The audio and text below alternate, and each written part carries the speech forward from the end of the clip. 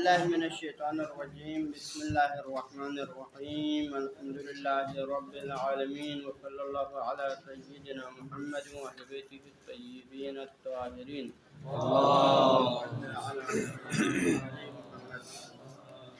اما بعد۔ ہمارا موضوع گفتگو ابھی تک اس اختلاف میں ہے جو مصنف اور صاحب جواہر کے درمیان چل رہا ہے۔ تو صاحب جواہر نے کہا تھا کہ ہمارا محل نزاع وہ والا معاطات ہے جس میں متعاطین کا قصد کیا ہے، اباحے کا، ٹھیک ہے۔ تو مصنف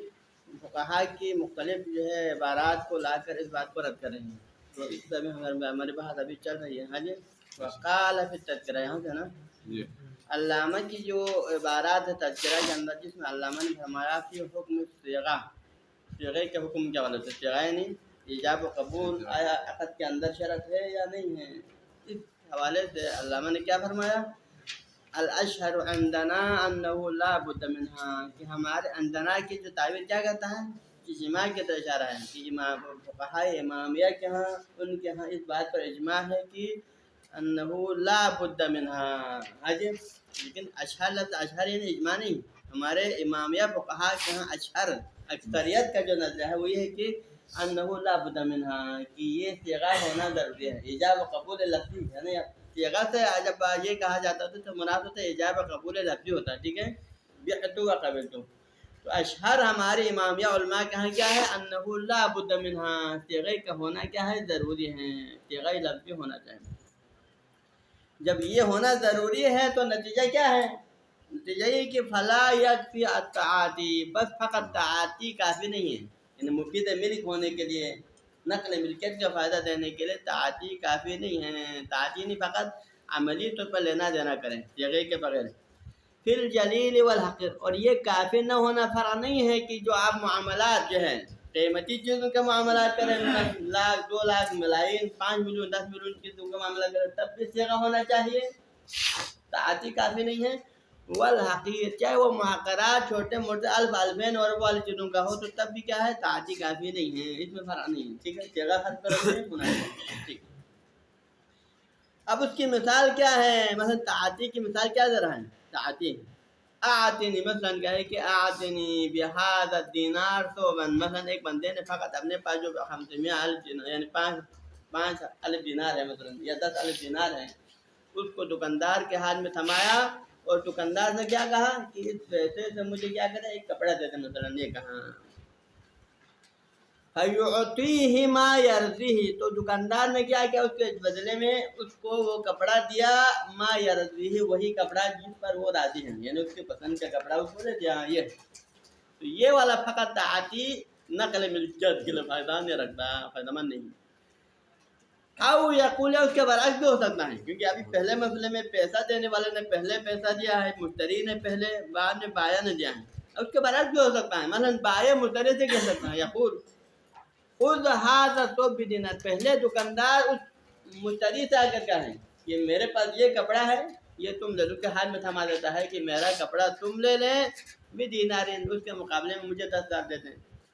فیاخذہ، تو پھر مشتری نے بھی کیا کیا، اس دکاندار کی بات کو تسلیم کرتے ہوئے اس سے جو ہے کپڑے کو لے لیا۔ اب یہاں پر پہلے کس کی طرف ہو رہا ہے، دکاندار کی طرف پہلے ہوگا، مشتری بعد میں کرا۔ اب فرق نہیں پڑتا، یہ تعاطی کرنے میں فرق نہیں ہے کہ تعاطی پہلے بائع کی طرف سے ہو یا تعاطی پہلے مشتری کی طرف سے ہو، دونوں صورتوں میں یہ مفید ملک نہیں بن سکتا جب تک صیغہ نہ ہو۔ حاجی وَبِهِ قَالَ الشَّافِعِيُّ، تو پہلے ہم نے کہا تھا کہ ہماری امامیہ فقہا کے نظر میں تعاطی کافی نہیں، کہا تھا نا، صیغے کا ہونا ضروری ہے۔ اب آگے اہل سنت علماء کی طرف جاتے ہیں کہ وَبِهِ قَالَ الشَّافِعِيُّ، اور اسی کے بارے میں کہا شافعی نے بھی، یعنی کس چیز کے بارے میں سمجھ رہے ہیں کہ اشتراط الصیغہ، صیغے کا ہونا ضروری ہے، اس کے بغیر یہ فائدہ مند نہیں، کافی نہیں ہے۔ اسی بات کو کہا ہے کس نے، شافعی نے بھی کہا، اہل سنت کی جو ہے ائمہ میں سے ہیں، حاجی انہوں نے کہا مطلقاً سمجھ آ جانے، مطلقاً فی الحقیر والجلیل، مطلقاً چاہے وہ معاملہ کسی حقیر چیز کا کرے یا معاملہ کسی قیمتی چیز پر کرے، دونوں صورتوں میں کہا کہ انہوں نے کیا کہا کہ یہ فائدہ مند نہیں ہے جب تک صیغہ نہ ہو۔ دلیل کیا ہے شافعی کی دلیل کافی نہ ہونے کی دلیل، لِأَصَالَةِ بَقَاءِ الْمِلْكِ، اس پر دلیل کی بنا پر کیونکہ ہمیں شک ہوتا ہے اگر ہم صیغے کے بغیر فقط تعاطی کریں تو تعاطی کے ذریعے سے آیا نقل ملکیت ہوا نہیں ہوا، شرعاً اس کا اثر مرتب ہوا نہیں ہوا، تو اصل اولی کیا ہے؟ اصالت بقاء الملک ہے۔ اصل اولی یہ ہے کہ اب بھی مال اپنے پہلے والے مالک کے پاس اس کی ملکیت میں باقی ہے، نقل ملکیت نہیں۔ یہ نقل ملکیت ہونے کے لیے سبب کیا ہونا چاہیے؟ کنفرم و محرز ہونا چاہیے، اور وہ سبب کب محرز ہوتا ہے؟ اگر صیغے کی شکل میں ہو، صیغہ نہ ہو تو پھر سبب جو ہے ملکیت محرز نہیں، سبب ملکیت میں محرز نہیں ہے، تو اصل اولی کیا ہے؟ وہی پہلے والا ملکیت اپنی جگہ پر باقی ہے۔ ٹھیک، یہ دلیل اول ہے۔ دوسری دلیل ان کے پاس کیا ہے؟ یعنی اس صیغے کے بغیر نقل ملکیت نہ ہونے کی دوسری دلیل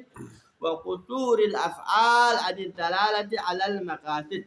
کیونکہ فقط لفظی لین دین اور تعاطی کرنا جو ہے انسان کے معافی ضمیر کے بعد دلالت نہیں کر سکتا ہے۔ انسان کے قصد گر جو اس نے قصد کیا ہے نقل ملکیت کا، نقل ملکیت کا قصد کیا ہے کہ میں اپنے مال کو فلان کی ملکیت میں منتقل کروں گا، اس نے بھی قصد کیا ہے کہ اپنے پیسے کو اس کی ملکیت میں دیں،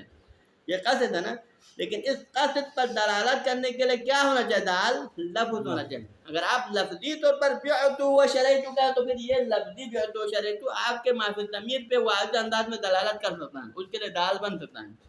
لیکن آپ قصد تو کریں، لیکن اس قصد کا اظہار فعل کے ذریعے سے کرنا چاہیے، لین دین کے ذریعے، تو پھر آپ کا فعل آپ کے معافی ضمیر پر جو ہے دلیل نہیں بن سکتا، وہ دال نہیں بن سکتا، یہ ان کی دلیل ہے۔ حاجی کہ قصور الافعال عن الدلالة على المقاصد، کیونکہ عملی جو افعال ہے، لین دین ہے، وہ انسان کے معافی ضمیر اور مقاصد پر دال نہیں بن سکتا، اس کے دلیل نہیں بن سکتا، نقل ملکیت کے لیے دلالت نہیں کر سکتا۔ ٹھیک، یہ ہو گیا شافعی کی بات۔ اب پھر ابو حنیفہ کی بات،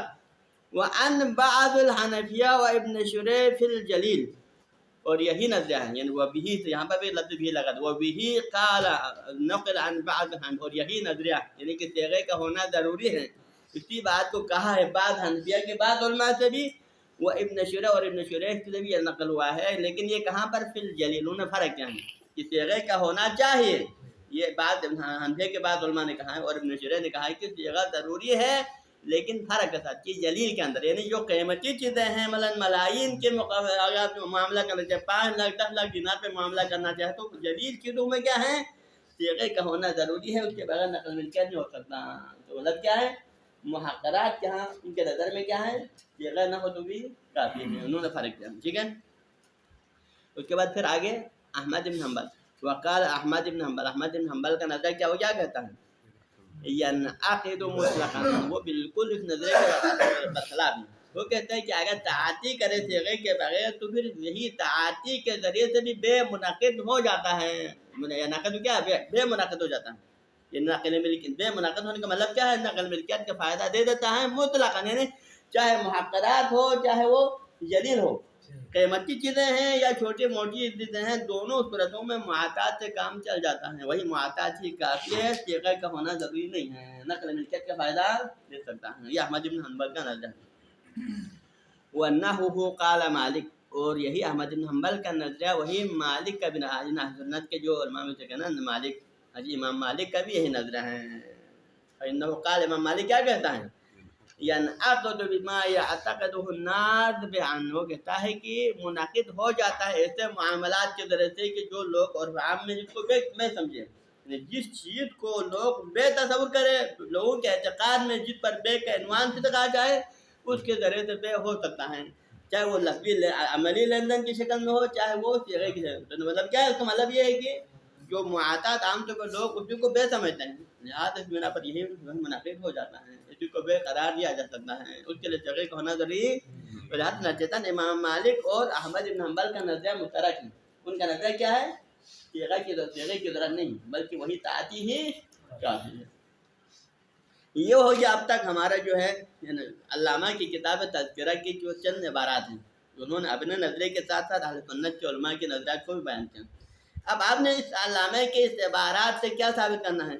یہ ثابت کرنا ہے کہ اس میں موضوع گفتگو کون سے والا معاطات ہیں؟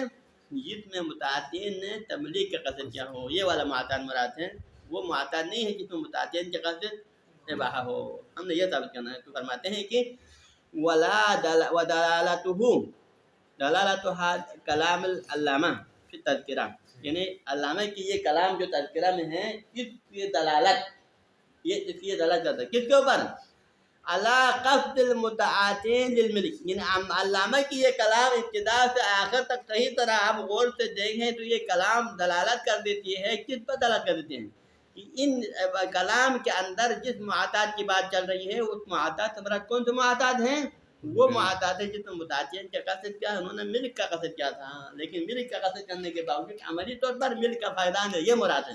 نہ کہ وہ والا معاطات جس میں متعاطین کے قصد کیا ہو، یہ مراد نہیں. لیکن من وجوہ، یہ دلالت ایک دلالت نہیں اس میں،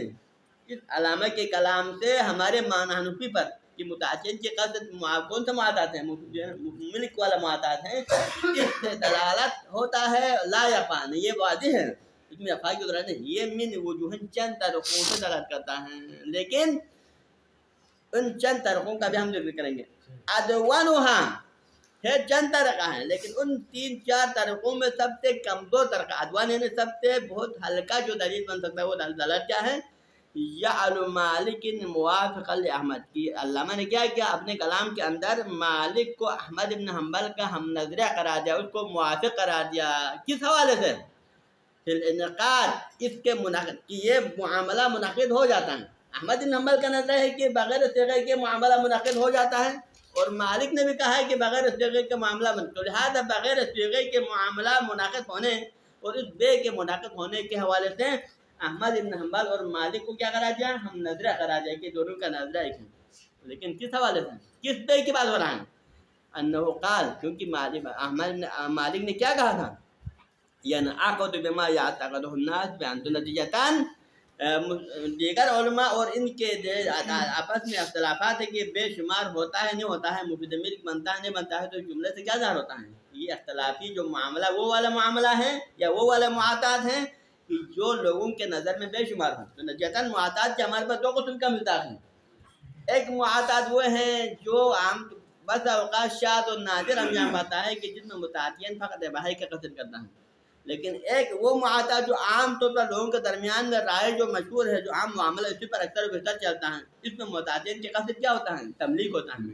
تو لہٰذا یہاں بما یعتقدہ الناس بیان کی جملے سے کیا سمجھ آتا ہے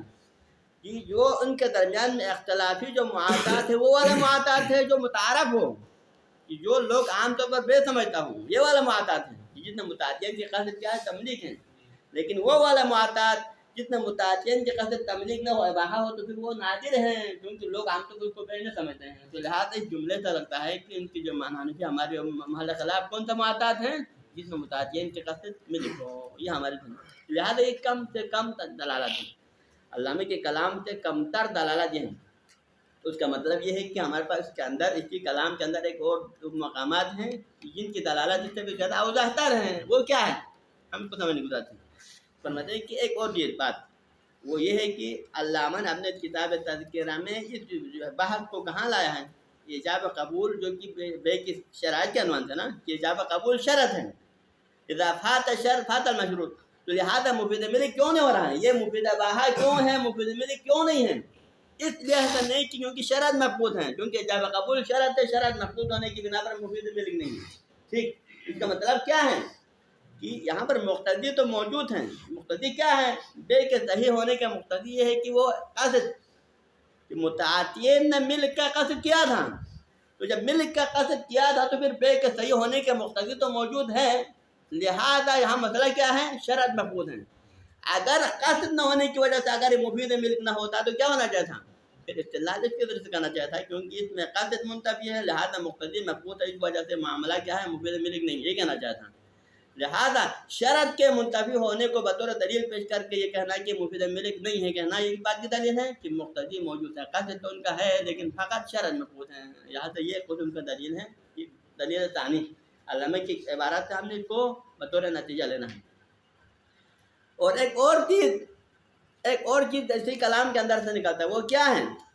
یہ جملہ ہے لِإِسْتَالَةِ لِقُصُورِ الْأَفْعَالِ عَنِ الدَّلَالَةِ عَلَى الْمَقَاصِدِ.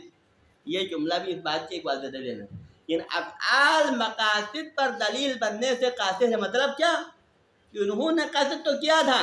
مطلب کیا ہے متعاطیین نے قصد تو کیا تھا نقل ملکیت کا، تملیک کا قصد کیا تھا، لیکن فقط تعاطی اس تملیک کے قصد پہ دلالت نہیں کر سکتا جب تک بیعت و قبیل نہ ہو۔ تو مطلب کیا ہے، اس جملے سے سمجھ آتا ہے کہ ان کا معنی نفی کون سا معاطات ہے کہ جس میں قصد تو موجود ہے، متعاطیین نے ملک کا قصد کیا تھا، لیکن خود تعاطی اس قصد پہ دلالت نہیں کر سکتا جب تک بیعت و شرائط نہ ہو، لہٰذا اس وجہ سے مفید ملک نہیں ہے بلکہ مفید ہے۔ تو لہٰذا یہ تقریباً 2-3 مقامات ہیں کہ جہاں سے ہم ہمارے معنی نفی پر استدلال کر سکتے ہیں، اس کو معنی نفی کو ثابت سمجھا نہیں آ رہا، ٹھیک ہے۔ تو لہٰذا ودلالته على قصد المتعدد الملک لا يخفى من وجوه، کہ علامہ کی کلام کی دلالت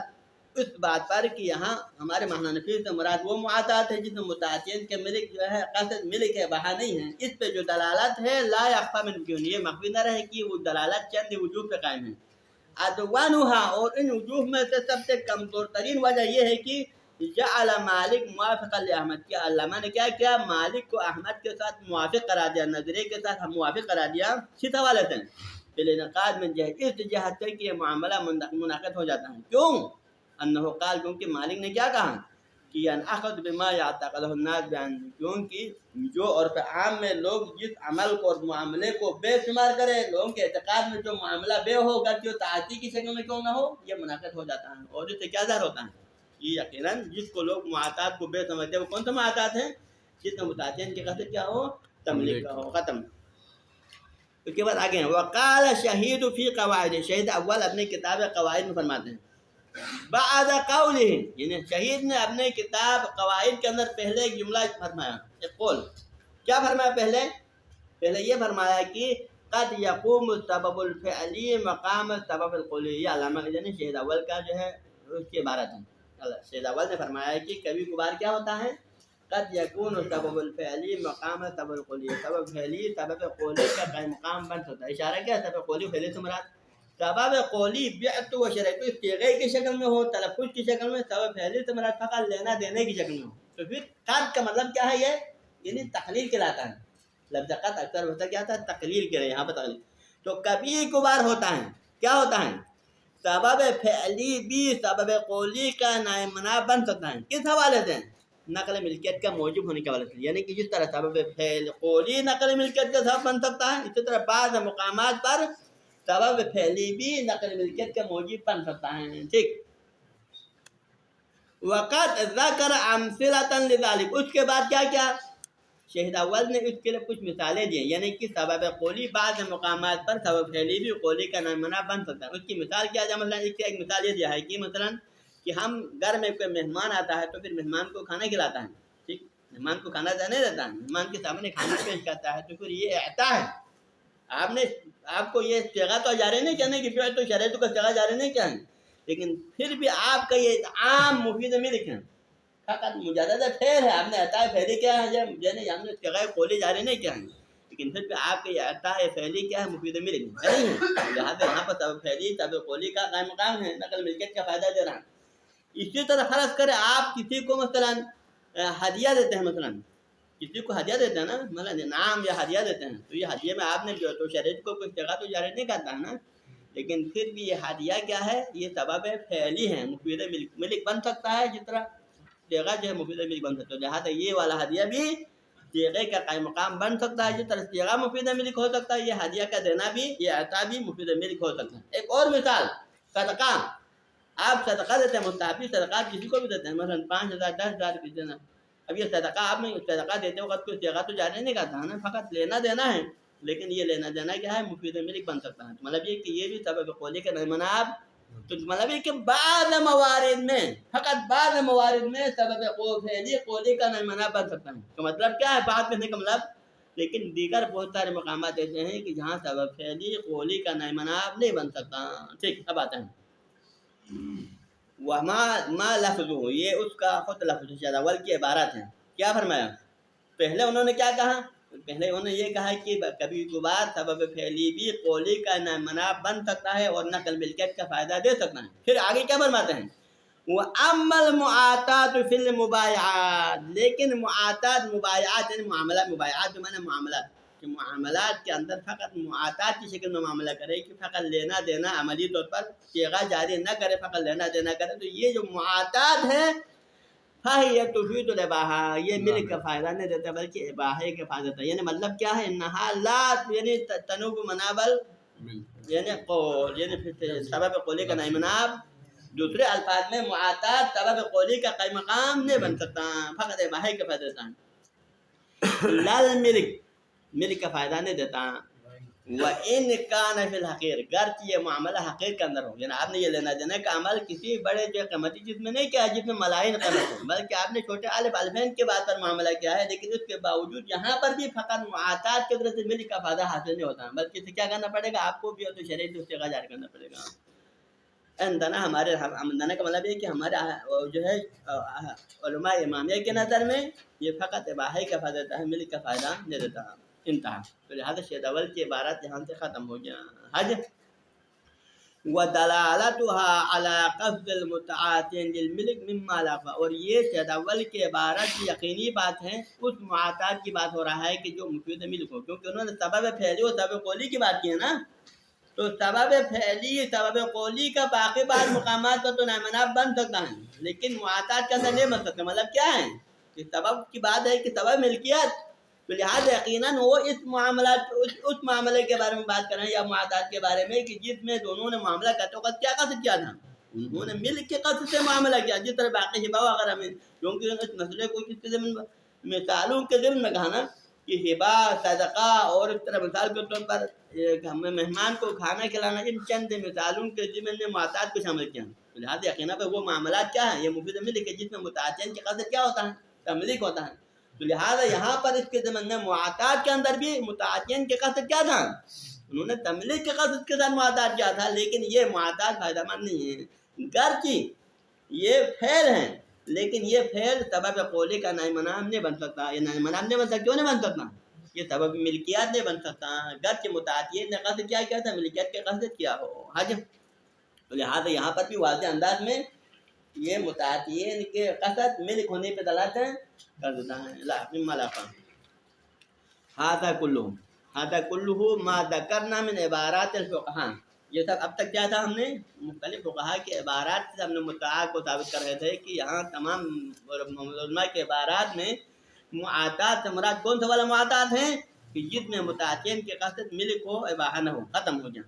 اب ہم ایک اور دلیل پیش کرتے ہیں آپ کے سامنے، جو کہ آپ سیرت سیرت اور عرف کا ہے یا سیرت عقلا کا ہے، یعنی سیرت عقلا کا ہو یا سیرت العرفیہ کا ہو، جو بھی آپ کہہ سکتے ہیں، اور ما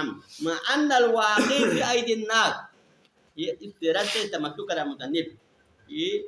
جو معاملہ لوگوں کے درمیان میں واقع ہوتا ہے، یا المعاطات بقصد تملیک، یعنی کہ عام طور پر جس معاطات کا جو ہے آگے جو معاملہ لوگوں کے درمیان میں رائج ہے، اکثر و بیشتر جو 95% جس معاطات کو انجام دیتے ہیں، وہ معاطات کون سا والا معاطات ہیں، وہ معاطات ہے کہ جس میں متعاطین کے قصد کیا ہوتا ہے، تملیک ہوتا ہے، یعنی معاطات کے افراد کو اگر آپ حساب کریں تو 95% افراد میں کیا ہوتا ہے، قصد تملیک کا ہوتا ہے، لیکن فقط 5% 10% موارد میں جہاں لوگ معاطات تو کر لیتے ہیں لیکن فقط اباحے کی نیت ہیں، تو یہ بہت ہی شاذ و نادر ہے۔ تو لہٰذا سیرت متشارہ اور سیرت عقلا کس بات پر قائم ہے، اس معاطات کے پر قائم ہے کہ جس میں کیا ہے، دونوں کا قصد کیا ہے، تملیک کا ہے، اباحے کا نہیں ہے۔ تو لہٰذا ان الواقع فی ایدی الناس، لوگوں کے درمیان میں جو معاطات رائج ہوتا ہے، وہ چل جاتا ہے، جو معاملہ رائج ہوتا ہے، یہ المعاطات بقصد تملیک، وہ معاطات ہے کہ جو متعاطین کے قصد تملیک کے ساتھ انجام پایا ہو۔ حج وَيَبْعُدْ، تو نتیجتاً ہمارے پاس معاطات کا دو ملتاق ہوا، ایک ملتاق جو متعارف ہیں، جو 95% انجام پاتا ہے اور جس میں متعاطین کے قصد تملیک ہوتا ہے، اس کے مقابلے میں معاطات کا ایک دوسرا فرد نادر ہے جو بہت کم انجام پاتا ہے، 5% انجام پاتا ہے، جس میں متعاطین کے قصد اباحہ ہے۔ لیکن جب فقہا اپنی عبارات میں جب معاطات کے مفید ملک ہونے اور مفید اباحہ ہونے پر فتویٰ لگانے کے مقام پر پھر اپنے اس بحث کا موضوع کس کو قرار دیں،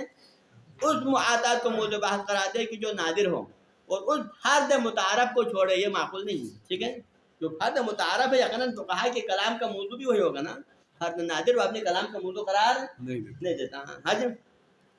تو لہٰذا وَيَبْعُدْ، یہ بات بعید ہے، معقول نہیں ہے کہ ہر الفقہا کہ فقہا فرق کریں من العامت والخاصہ، چاہے فقہا یعنی عمومی طور پر علماء اسلام ہوں، اہل سنت علماء میں تو، والخاصہ چاہے جو ہے امامیہ فقہا ہوں، ان تمام لوگوں سے یہ بعید ہیں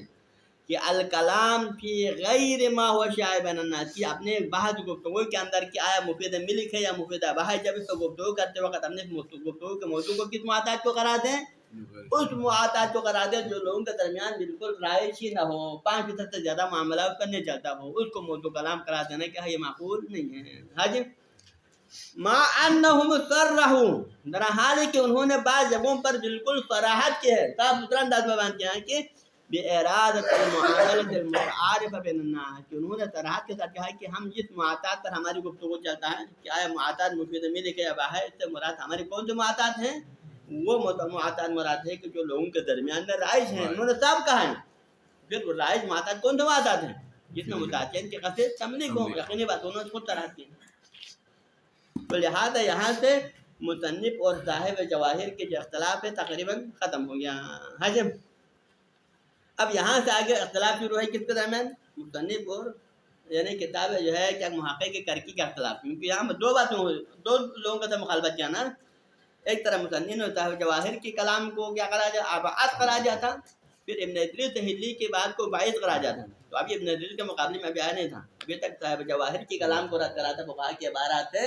ابھی ہم نے ابن ادریس حلی کے عبارات پر تنقید کرنا ہے، تو ابھی آیا۔ ہاں جب ثم انک قد عرفت، اس کے بعد پھر آپ نے جانا ظہور اکثر العبارات المتقدمہ، کہ اب تک ہم نے جتنے فقہاء کے عبارات کو یہاں پر سامنے لایا ہے، ان اکثر و بہتر عبارات کا ظہور کیا ہے؟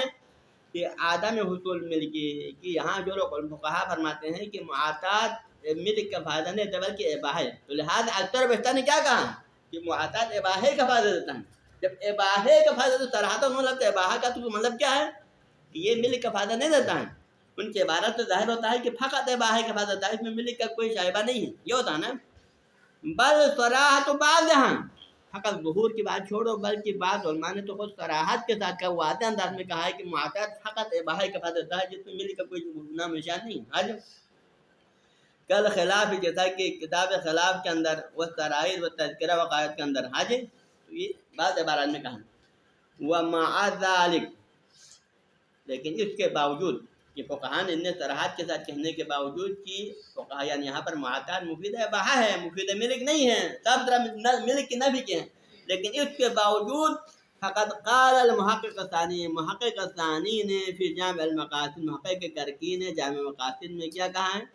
یعنی یہاں پر فرض کریں، میرے خیال میں تھوڑا میں اشتباہ کیا تھا کہ مصنف کے اختلاف جو ہیں محقق کرکی کے یعنی جامع مقاصد محقق کرکی کے ساتھ ہیں، میں نے کے ساتھ نہیں، ٹھیک ہے، شاید میں نے شاید کہا ہوگا۔ ہاں جی، تو لہٰذا محقق کرکی کے اس نظریے کے خلاف مصنف نے جو ہے وہ رد کیا تھا، ٹھیک ہے۔ تو لہٰذا محقق کرکی نے اپنے کتاب جامع مقاصد میں کیا کہا تھا؟ یہ کہا تھا کہ فقہاء جو کہتے ہیں نا کہ معطات مفید اباحہ ہیں، تو ان کے اس اباحہ سے مراد وہ والا اباحہ نہیں جو عام طور لوگ مراد لیتے ہیں،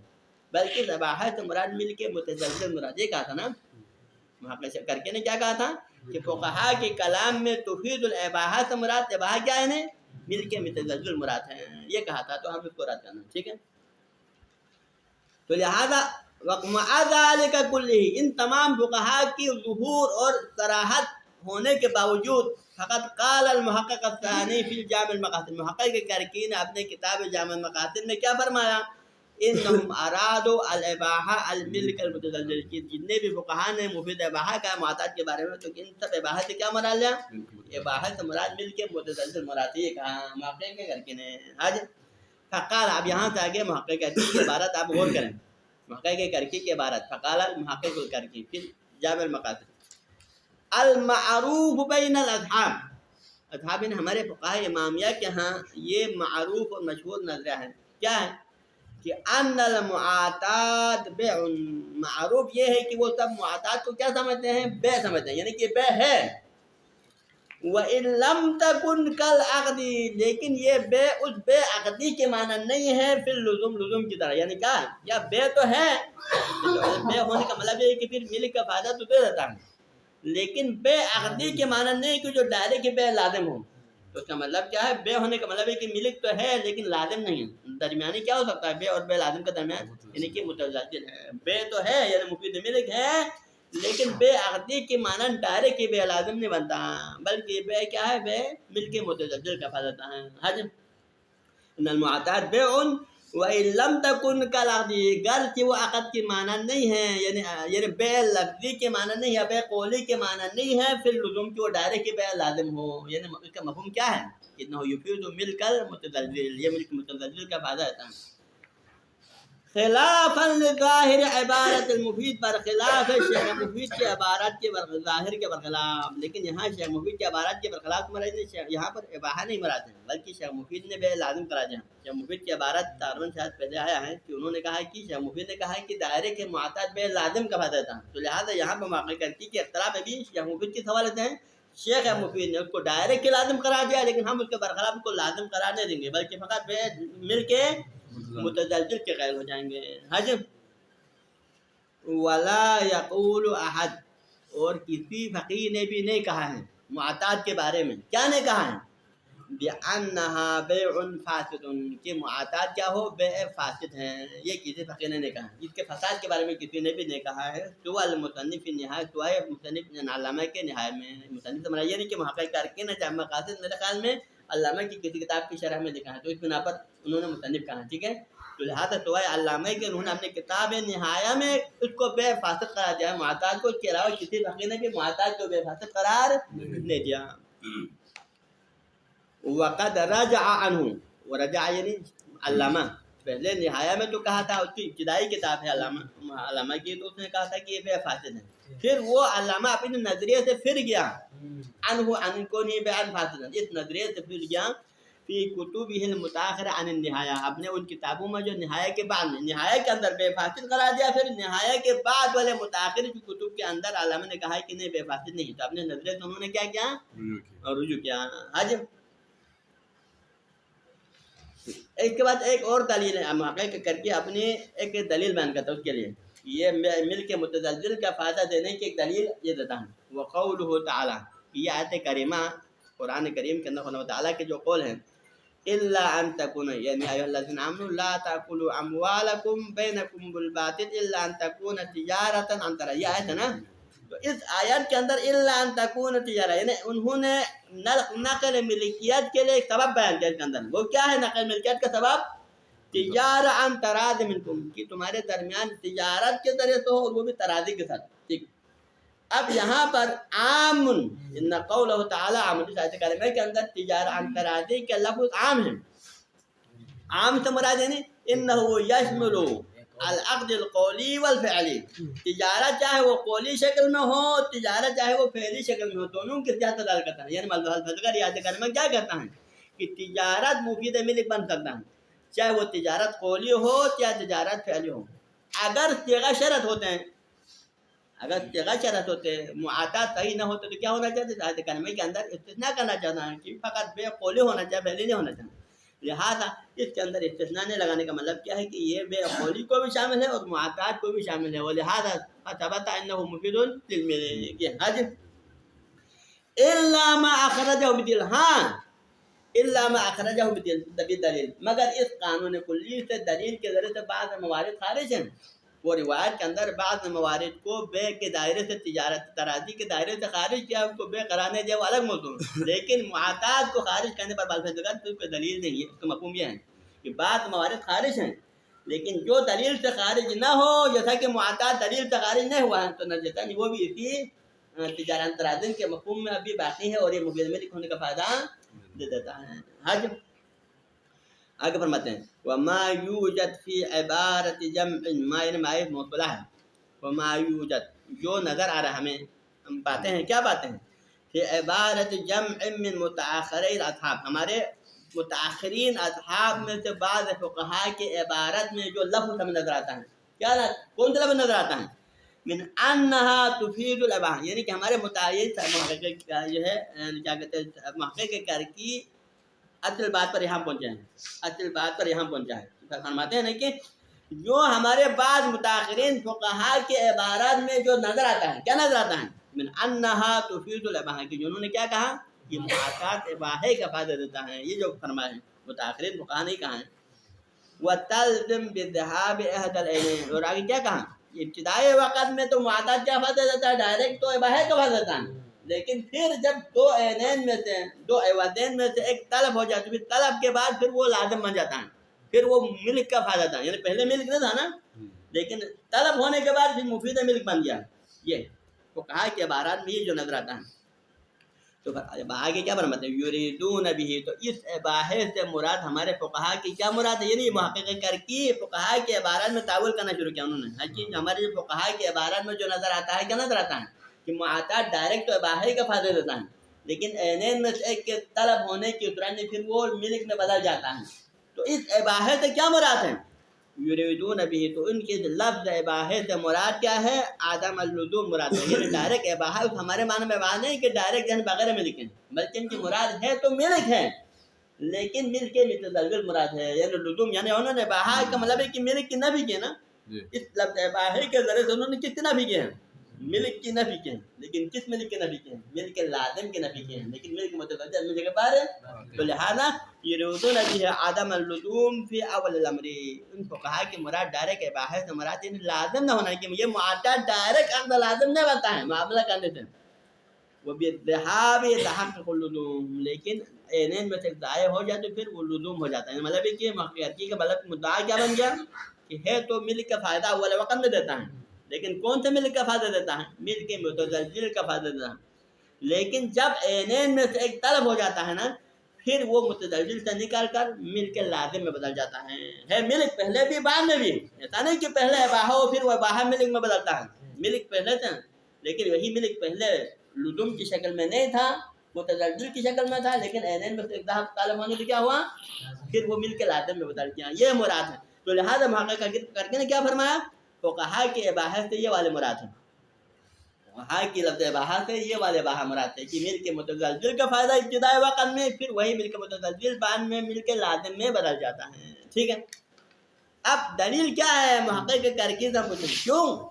ملک متزلزل کیوں مراد ہیں، آپ اس کو اباحہ کیوں مراد نہیں لیا، امتناع ارادت الاباحة المجرد عن الاصل الملکی، کیونکہ بات ممتنع ہے کہ آپ اباحہ مراد